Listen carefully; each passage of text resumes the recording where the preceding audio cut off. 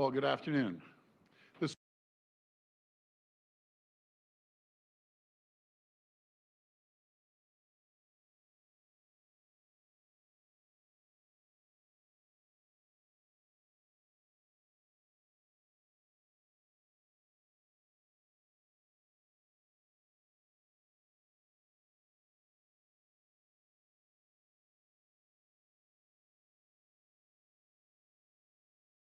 the province, but I want our municipalities to know that we'll always have your backs. We will get through this together, and we're making steady progress. On average, over the last 2 weeks, we've seen less than 100 daily new cases. Businesses are opening their doors and hiring back people as part of stage 3. We're firing up our economic engine once again. In June and July, Ontario added back 528,000 jobs. That's 500,000 people back to work. Over 90% of jobs recovered to pre-COVID levels. It's absolutely incredible.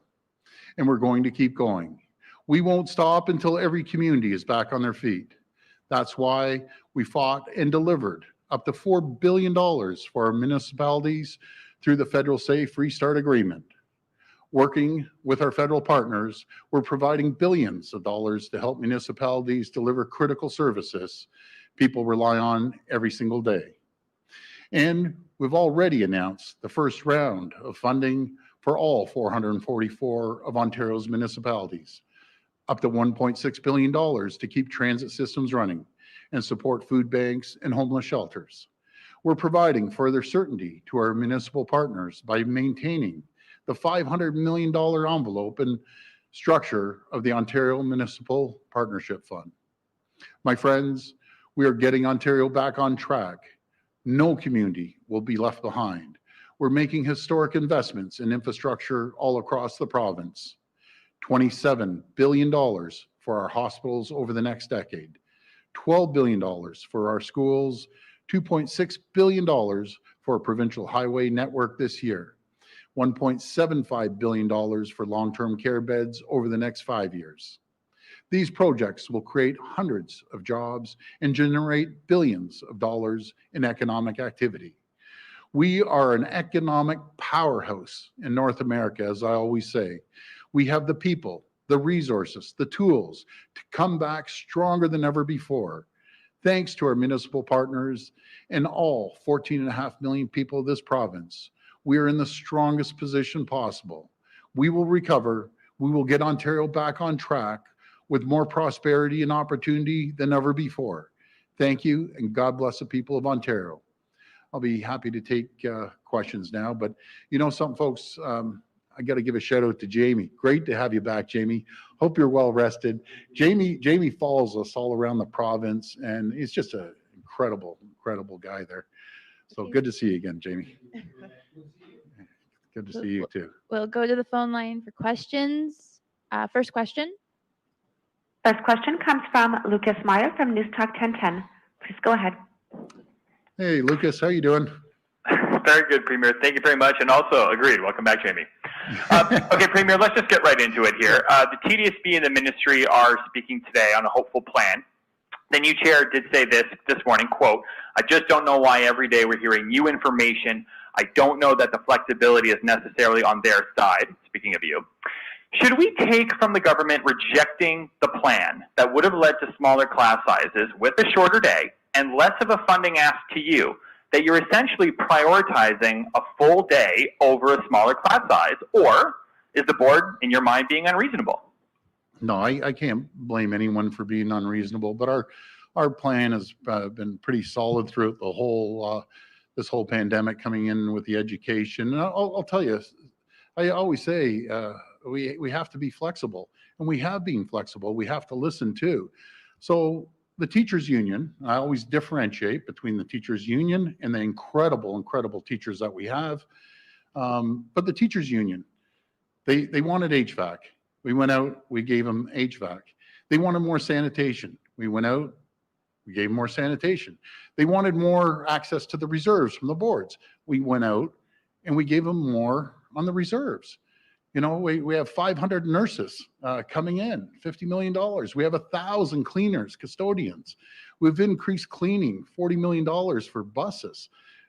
Just the cleaning alone, we've increased the spending on buses over 20 million. We're spending, to put it into perspective, folks, we're spending $1 billion in transportation, getting our kids back and forth to school. I guess, Lucas, my point is, throughout this whole pandemic, everyone's been flexible, everyone's getting along.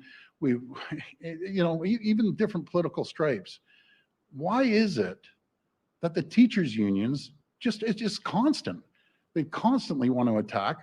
Why don't you be part of the solution instead of part of the problem? Everything you've asked, we've changed it. Anything you say, I want more cleaning, we gave you more cleaning. You want HVAC, we immediately jumped on HVAC. You know, you want more teachers, we gave you access to the reserves. Like, I just don't know what more they can do, but it's just amazing how every union we've dealt with, private and public sector, have been real assets. And I just want to give a shout out to the teachers.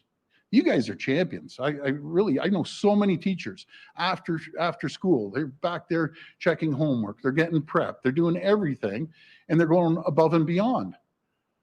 But then when we ask them to be not the teachers union to be flexible, they're telling the teachers don't spend one extra minute, in exact words, one extra minute in the classroom.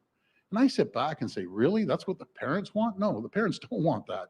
They want flexibility for their kids to be in the class. So I'm going to pass it over to the minister. Yeah, thank you, Premier. Thanks, Lucas, for the question. We just had a very productive discussion with the chair, the director, and the senior leadership team of public health, along with my deputy minister with Toronto District School Board.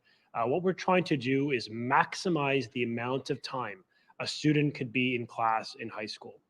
It was proposed originally in one of their earlier drafts at 25% in class learning with their teacher, and the rest would be effectively live synchronous learning. My job and my hope is to work with the school board to increase that percentage so we can really maximize the amount of time a student has in front of their teacher while, yes, keeping classroom sizes low. It's not an either-or proposition. We want to try to get both done. It was a very constructive discussion and positive. I think it will lead to a resolution. Look, at the end of the day, everyone in the province is stepping up and sacrificing.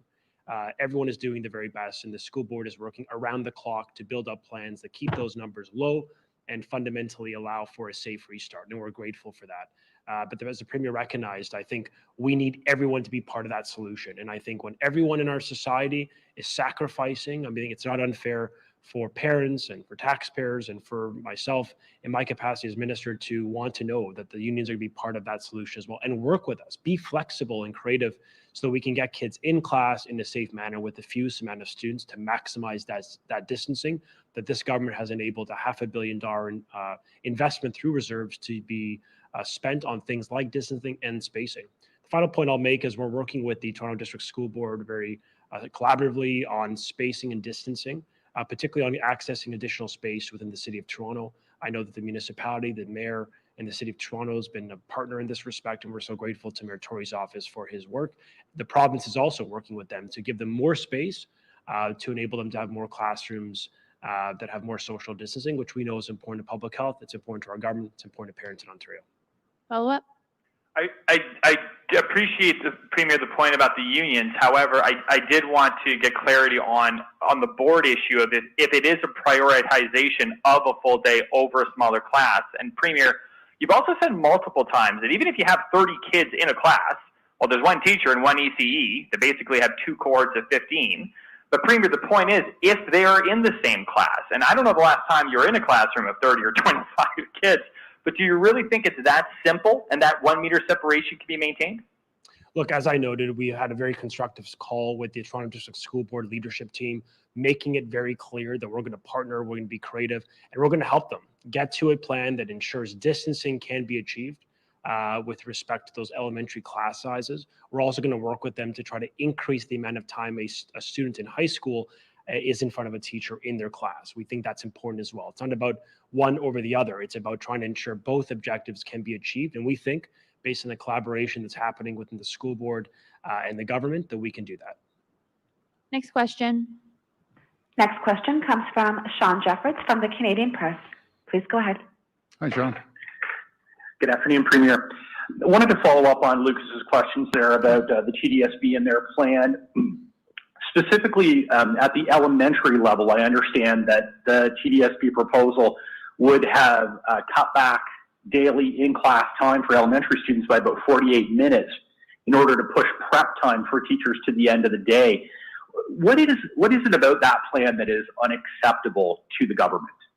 Well, again, I'll pass it over to the minister. He's been dealing with the TDSB. Thank you.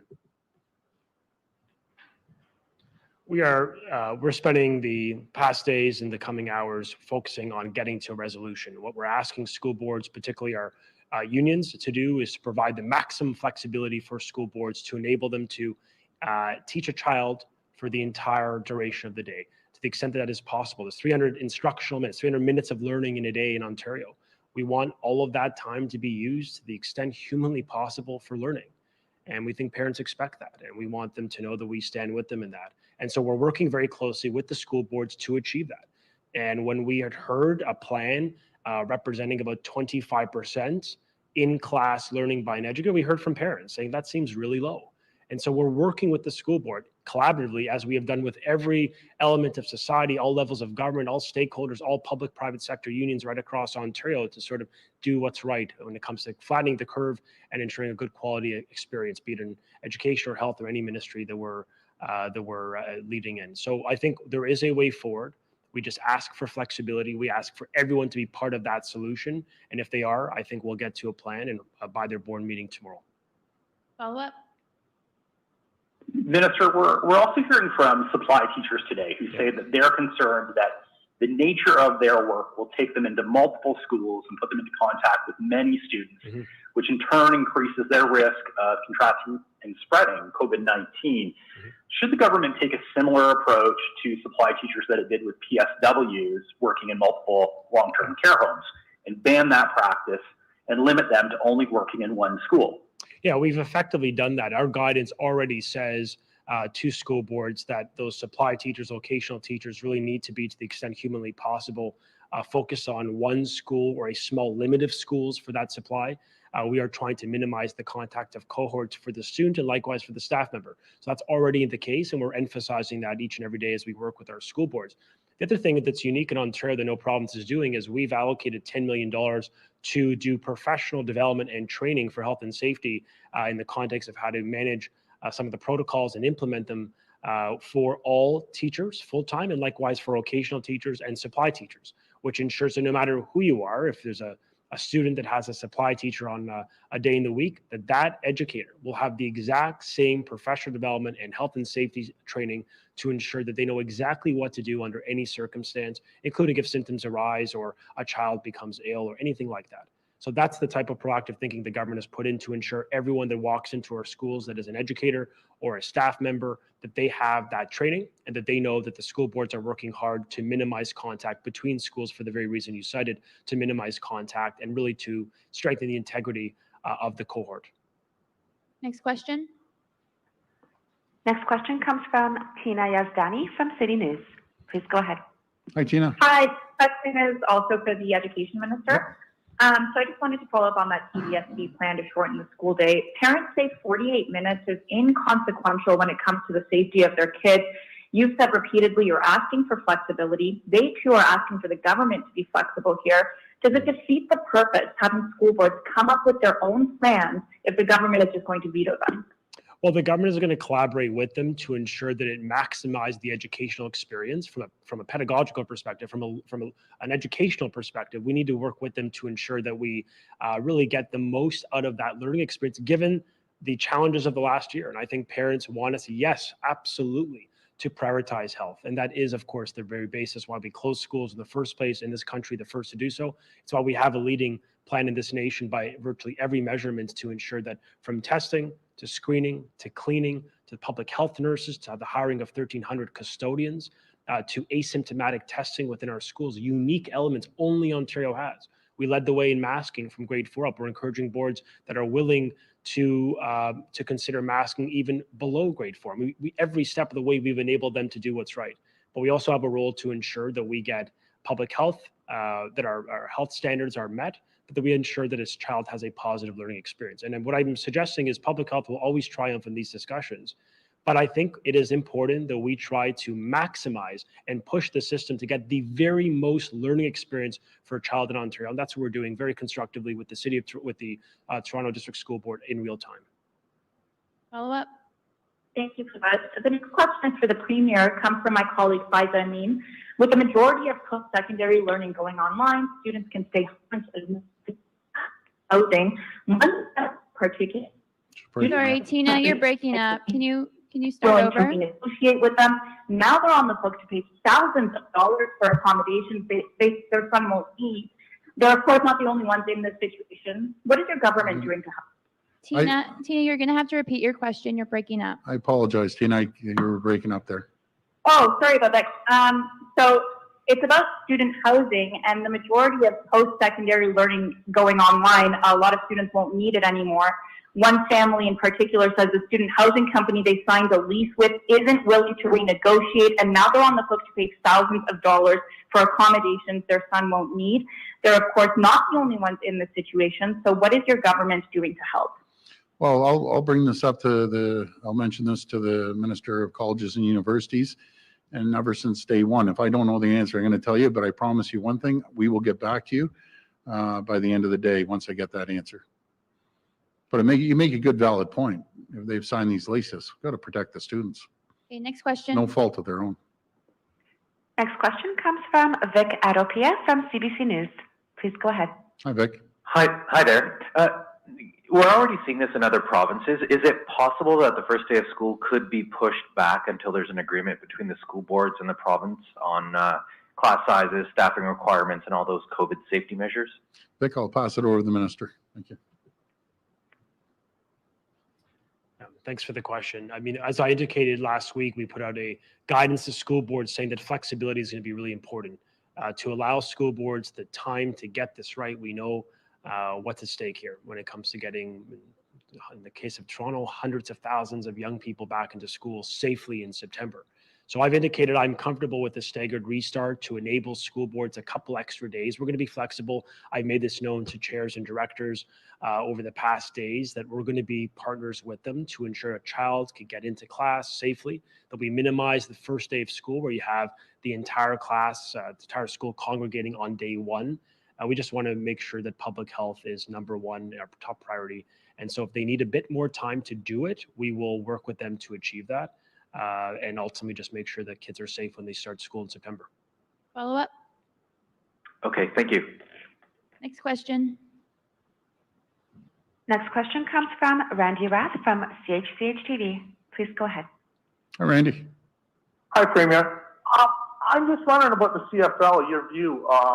They've canceled their season. Do you think that's it for the CFL? Do you think they'll come back next year? Or do you think that league's done? Well, you're talking to a big football fan. I hope the CFL comes back. I know the Feds denied the $30 million, but, you know, it's so important in so many parts of this country. It's important here in Toronto and Ontario, Hamilton, and in Ottawa, but it's really, really important in Saskatchewan. And, you know, we have one of the Saskatchewan girls right here. She's a big Rough Rider fan, and especially Calgary, Edmonton, BC. So it's important. And let's pray that they come back next year stronger than ever. Okay, thanks. Also, the Mayor of Hamilton went on CHCH-TV this weekend and told us that you're wrong, that it's not his decision whether he allowed drinking in parks, you guys have to enable it legally. Your aunt got back to me today and said, no, the mayor's wrong. And then just a little while ago, the mayor came back and said that the changes you guys made to the Liquor License Act never went through, that the laws were never completed. How are people in Hamilton supposed to know who's right here? Well, just look it up. I don't want to come down heavy on Mayor Eisenberger, I should say. You know, he's trying to do the job, but we passed it. That yes, you can responsibly go into a park and have a beer, have a glass of wine. And our staff called him and told him, and he's still coming out. He's doubling down, I guess. But well, I'll send you the legislation. I'll send it over to you, and then when we get on tomorrow, you'll say, yeah, you're right. They can. You know, the same as for Toronto. People have had a few cold pops in the park. Nothing happens. So, you know, I just believe we should have a little bit of leniency, and I guess he's trying to direct it away from himself and the council. Guys, step up, give Hamilton a break, give the people at Hamilton a break. They've been cooped up for months. That's all I'm saying. I'm not going to turn this into a big thing with Mayor Eisenberger. Yeah, I'm sure he's doing everything he can. The guy's working his back off too, just like we are. But my point the other day, Randy, is give the people a break once in a while. Well, they need it. So. Last question. Last question comes from Jeff Gray from the Globe and Mail. Please go ahead. Hi, Jeff. Oh, hi. Hi, Peter. How you doing? Good. I wanted to go back to the schools issue for a second. It seems like the issue in Toronto is the prep time that the teachers are guaranteed in their contract. Is there any contemplation of somehow reopening the collective agreements and changing that to make that flexibility that you and the minister talk about and making that happen? Well, I'm going to pass over to the minister, but this is all about, you know, being flexible, working with everyone, working until the students can get more time in the classroom. It's about making sure the parents, you know, they know that they're going to have a safe environment for their kids to go to school. All I'm asking, you know, I've come up here a few times. I'm begging the union, teachers union, like, just work with us. Like, man, come on. Like, we work with everyone. Absolutely everyone, and just them. Why? It's not a coincidence. We want to do everything. Our plan is the best in Canada, bar none. And the world, I'm a Torontonian, no one loves Toronto more than I do, but there's a whole world outside of Toronto, the GTA. There's areas that aren't affected, affected, I should say, like we are. So all I'm asking, come on, you know, work with us. Anything you ask, we do. We want just a little bit more, and you shoot it down. It's just not fair. I know what's fair and what's not fair. And what they're doing to us is representative. It affects the children, affects parents. So work with us. That's all I'm asking. I'll do whatever we need to do to reserve, you know, make sure we get the deal done as we did in the past. I'll pass to the minister. Jeff, what we're asking for is flexibility. Every single subsect of society has had to be flexible, change the behavior, adapted, pivoted to really rise to the challenge, which is a generational, once in a century pandemic. We also face an economic recession. Every one of us, people at home, you know, who've lost jobs, who've worked through this pandemic, who've, you know, demonstrated an incredible level of sacrifice. It's for them that I think we really need to make sure that that spirit is represented by everyone at the table. That's what we're asking for. It's not an unreasonable request to ask educators, their unions rather, because I know educators want to be part of the solution. And I know in their heart, they want to do everything humanly possible to keep their families safe and our kids safe as a collective. And I appreciate everything they're doing in that respect. But the teacher unions, I think, just need to hear a message that is being embraced across the country, which is to come together, work with the province, find some creative ways to change what has historically been delivered differently in the past. And that's okay. In fact, that's probably expected in this type of challenge. We need people to be reasonable. So we're going to continue to work with them. We're going to continue to work with the school boards. We're going to continue to be collaborative and flexible and step up our contribution because, as the Premier noted, this plan that has been unveiled, which is systematically being scaled up with new layers of prevention, leads the country in so many areas in our contribution, in our net investment, in the fact that we do have unique elements to Ontario's plan that no province has, that parents in other provinces have asked for the emulation of Ontario's plan. And that includes public health nurses, which, to be quite frank, is an important asset we can deploy to support symptoms and screening and testing in schools. The fact that we have 500 that we're hiring in real time, as well as asymptomatic testing of high school students, that's going to be a real value added to ensure schools are safe. And that's in addition to the fact that we're hiring 1,300 custodians, a $100 million one-time infusion of investment this September for this year alone to clean our buses and to clean our classrooms. These are significant investments.